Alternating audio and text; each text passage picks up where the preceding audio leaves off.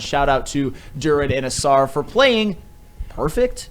I'd say perfect. I would say perfect. Especially when you consider the two-way ability. Think about how many people get the credit for playing perfect when they just play marginally defense and pretty good on offense.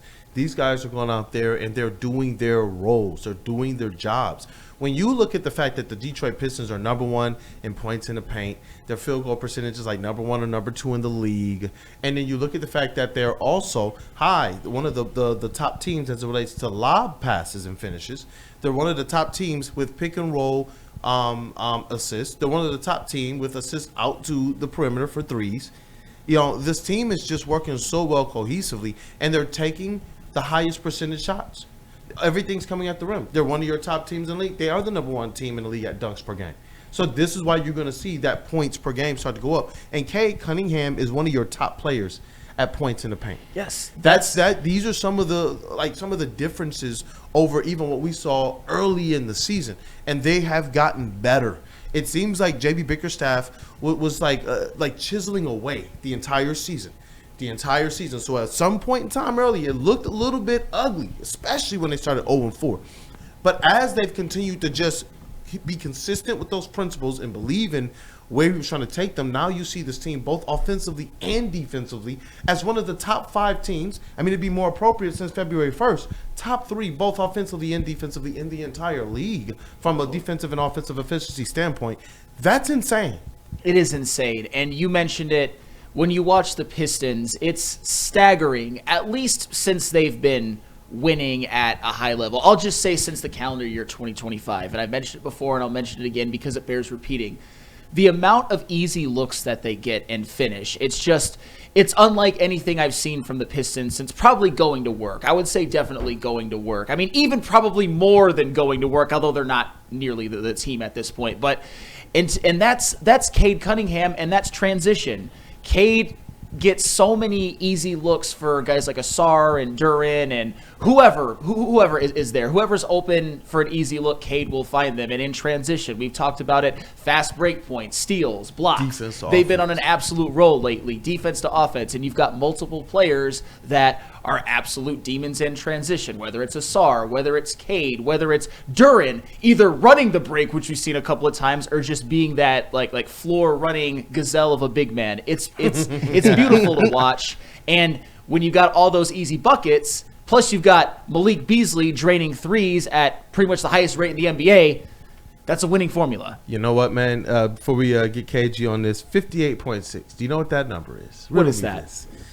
That is the average point scored in the paint by the Pistons across their last 17 games. That's that dates back to February 1st. That is second most in the NBA during that span. They have not been outscored in the paint, though, in any of their games during that stretch. That's crazy. Wow. Listen, they're beating their opponents down low by 14.5 points per game. Man, so beautiful. That's beautiful, and they've been shooting. That's where they've gotten almost 50% of their points per game. And Cade Cunningham, top 10 in the league in points in the paint per game. He is 7th with 13.4 points, paint points. And per how game. long of a sample size is this again? 17 games. 17 since February games. 1st. Since February 1st. So how many times have they lost since then? Just a couple. I mean, they were 9-3 in the month of February, and then did they lose in? I don't think they lost in March yet. Hey, nah. And one of those losses was when the Denver Nuggets basically played perfect. So when you play like that, when you don't get outscored, when you don't get outscored in the paint, when you're a demon team in transition, when you block shots, when you get steals, when your star is playing like he's playing, you almost can't lose. And this is the Detroit Pistons, man. Hey, you know what, KG? You upped it to what, 51? I went yes, sir. And the 4th seed. I went from 30 and a playing spot to 46 and nab that 4 seed, man. Yeah, look at our jumps, man. You're feeling 51. Are you gonna go up from that total now? Oh, don't test me, because you know I do it. You know I'm a crash out. You know I do that shit. But nah, man, and kind of to your point in the first segment, normally when I watch the Pistons, I'm locked in for the whole game. But, a couple minutes into the third quarter last night, I start doing chores around the house. I start editing a little bit, kind of on my Jared Goff shit. I know the Pistons finna be here. It was a late game. It's like if you watch that blowout, you might doze off. Yeah, just like we knew what to expect, and then they went out there and gave it to us, even in the absence of Isaiah Stewart, not being on the team, and Tobias Harris as well. But the formula is they dominate in the paint. They did that last night. They dominated in the fast break. They did that last night. And it was an ass whooping because they only shot 26% from three? Yeah. Like, come on, man. They won by 28 points. This is a royal ass whooping, man. But it's just amazing. And I know you brought up the fact that, how does JB Bickerstaff keep these guys motivated? I don't think he has to at this point. I think they're young, they're hungry, they're keeping themselves motivated at this point. And it's just amazing to see, bro. Jalen Duren, he continues to go out there and be the X factor for this team, man. 4 blocks, 2 steals last night. His offense is taking an uptick this month. And he's really, I swear, I know Isaiah Stewart is still the leading shot blocker right now, but Jalen Duren is quickly going to change that, bro. He's becoming a problem. And then you add to that defenses have to worry about maybe him putting the ball on the floor a little bit more now. I think that's a part of his game that's kind of going unnoticed right now, but man, this Pistons team is amazing, man. I used to bring the videos onto this channel. Woodward Pistons knows, and I would put the practice videos where he's boom, boom, boom. You know what all the fans would say? Why is he practicing on that and he ain't got no post moves? I wonder if they were saying that last night. No, because he from the 3-point line, like, it was supposed to be, I think, a dribble handoff. Yeah. And it was just a busted play. And he just turned and looked at the rim. I'm like, all right, I know you can get probably a couple dribbles into the paint to be able to pass it back out to the guard. And then he just hit a little in and out right between the other defender and just dunked it. And it was just like, that's what we're doing now. And then there was the other play where Cade came down off the pick and roll, threw it over to Duren, and he just straight up, hey, I'm just dunking on everybody. And these are the things that when we go back to Andre Drummond, we're like, yo, just dunk everything. And that 1 year he had with Rasheed Wallace in the school of dunk everything was the most aggressive and motor that we've ever seen out of Andre Drummond. And we do know that Jalen Duren's 1 year in college. He did have one Rasheed Wallace there. And last night, you talk about that level of aggression. We got that player, that motor. He's not going to not get a double-double. He's not going to go out there and not lead the game in dunks every single night.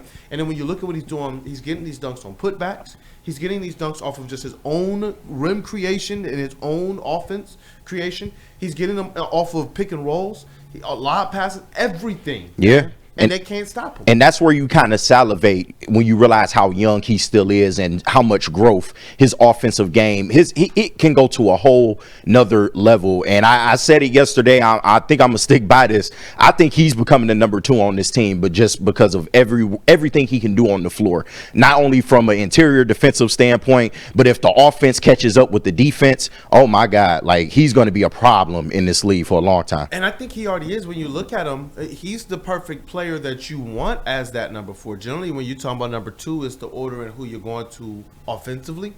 And that's where you like the development of guys like Asar and Jalen, because they're not out there like, give me mine, give me mine, give me mine, but they can still get there within the flow of the offense. That allows for the perfect assimilation of a guy like Jaden Ivey, who's not even saying give me mine, but you know you can depend on him to be a secondary ball handler and facilitator, and it won't take away from anybody else on the court. Look at Jaden Ivey's assists. Those things were going up. He was trending towards career highs on this year. So I like the makeup of this team, and they can be realistically, whether you need them to be the number 2 or the number 3 or the number 4, all these young players are starting to really, really, really turn up 7-7-7, which is crazy. We were all sitting around like, well, we just need 1 or 2 to hit. Yeah, we love all of them. But what happens if Asar and Duren and Ivy all hit? You're looking at a championship. You're looking at a championship, point blank. That's crazy, dog. And you still got Isaiah Stewart, who I believe he's outplaying his contract. Yeah. He is. Just being for real. Absolutely. He is. And I mentioned yesterday, just another quick little stat on Isaiah Stewart now that you mention him, how I said he was averaging 2.5 blocks per 36 minutes. He's also averaging a double-double per 36 minutes. Ooh, that's efficiency. crazy. That's what you want from your back. Yes, he's averaging 10 and 10 per 36. He doesn't get a lot of minutes, but both still. of our bigs, Yeah. who for years, Yeah. they couldn't find a way to get over that double-double mark. Both of them. Now both of them are at that 30. Duren's per 36 double-double numbers got to sound insane. Oh yeah, I haven't looked at his because he plays actually like big minutes. Yeah. But hey, I love the fact that if we're just while we're on the per 36 minutes talking point, which isn't a talking point, it's a real thing, and I love to see it. Yep. Ron Hollins look fantastic. So do Asar Thompson's, and so do Isaiah Stewart's. Those are all three guys who don't play heavy minutes, with Asar playing a little bit more than the other two, but still, he was on a minutes restriction. That seems to be getting lifted, but the per 36 minutes stat tells a great story, I think, about guys like Holland, Isaiah Stewart, and Asar Thompson, and just how valuable they've been to this team and just how efficient they've been, at least with what they do best. Love to see it. You need players like that in order to win. It's insane, dog. Just looking at the fact that they had 24 stocks in that game. 24 Jesus. stocks, and how many did the Jazz insane, have? Dog. 8. That's insane. The Jazz had 8. 8? You want another crazy number? That's one third. Yes, 1/3. Speaking of 1/3, the Pistons had 38 fast break points. The Jazz had 11. Less than 1/3. Sorry, they dominated. Dog, they're bullying teams, man. Dream for 26% times from like behind the these. arc, like KG said, and it didn't matter. Didn't matter. 55% in the paint. Everywhere else. Like, Everywhere else. goodness gracious, these Detroit Pistons, you want to see them continue this on because you want the mojo to be there. You want that kind of momentum and that chemistry to be there. And I don't see why it's going to slow down right now. You, like KG said, you got a young, hungry team that has believed in themselves. I've continued to say they have not stopped working. Last year, when it was just kind of on them, Jalen Duren and Cade Cunningham went down to Texas and worked out for a couple seasons. So it's just like, you know what? I like where this team is at. And Jalen Duren, when he put it out there that, hey, look, we really F with each other. He was like, no, like, I'm for real. Well, we're like, all of us are looking like, you don't got to convince us. Like, we see it. Yeah. But he was like, no, we hang out at the gym. Like, we like each other there. We hang out off the court. Like we're really brothers. And that, to me, is what we heard a lot more, especially when Rasheed Wallace got here. And that going to work Pistons team. And it's like, I try and go back to that formation of that squad because how do you capture that moment of something special while it's happening? Now, obviously, they got to go out there and prove it. But I think the real key thing that you talked about, KG, is the fact that they want this. Yeah, They and want this. it's so hard to get people to all buy into one message. We talked about it with the Lions and how they're able to get everybody on the same page. And you're seeing the same thing with the Pistons here because the type of veterans that they have, they're on the younger side, but they're bought in as well. You got your young players, they're developing.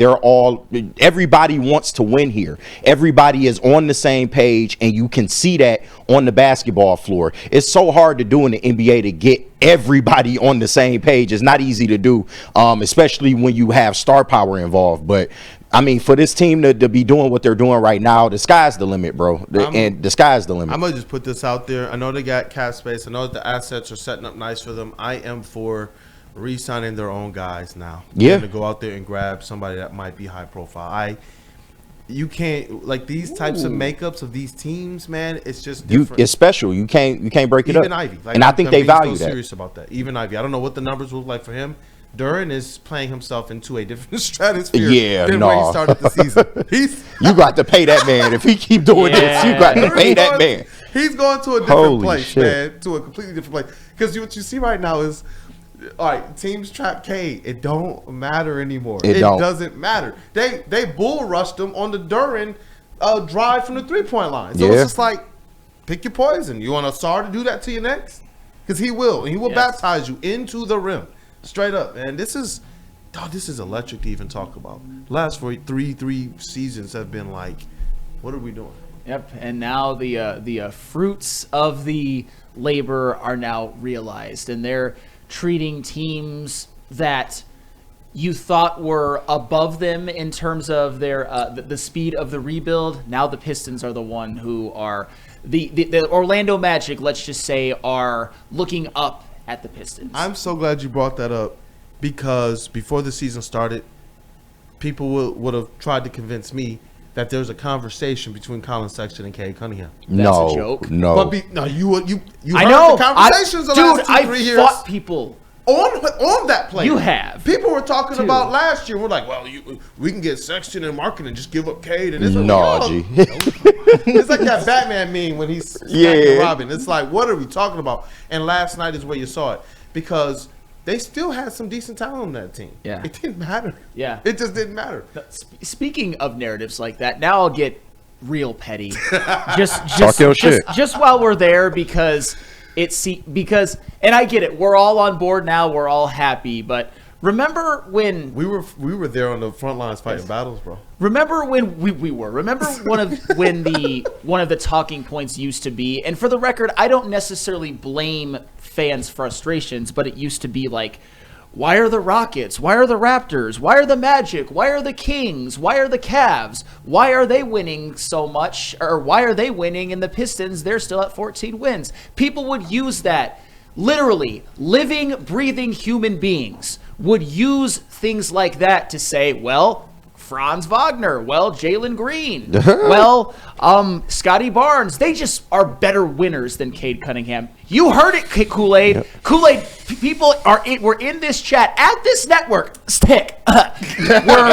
We're making stick at it, talking points like that. Yep. And it was insane with no context whatsoever. And right now, the only team out of that group of 5 that is objectively ahead of the Pistons is the Cavs. And shout out to them. They're fantastic. But it must be nice for Evan Mobley to get Darius Garland and Donovan Mitchell. Like, building around him. Jared Allen, yeah. you know? Yeah, that's what I'm saying. Think about those 2 7-footers. And the fact that they are already starting off with an advantage that our team does not have. There are so many people that would objectively put Jared Allen and Evan Mobley as a better front court pairing than Isaiah Stewart and Jalen Duren. But if you look at the numbers right now, who's dunking the most? Who's blocking the most? Who's defending the most? That's our guys. That's our guys. And that's what I'm saying. Like, they are already kind of in their final form. That's where the Cavs are at. They're not getting any, in my opinion, they're not going to get any better. The Detroit Pistons are just entering a phase where they're just starting to bubble, and our young big men are already doing things their guys aren't.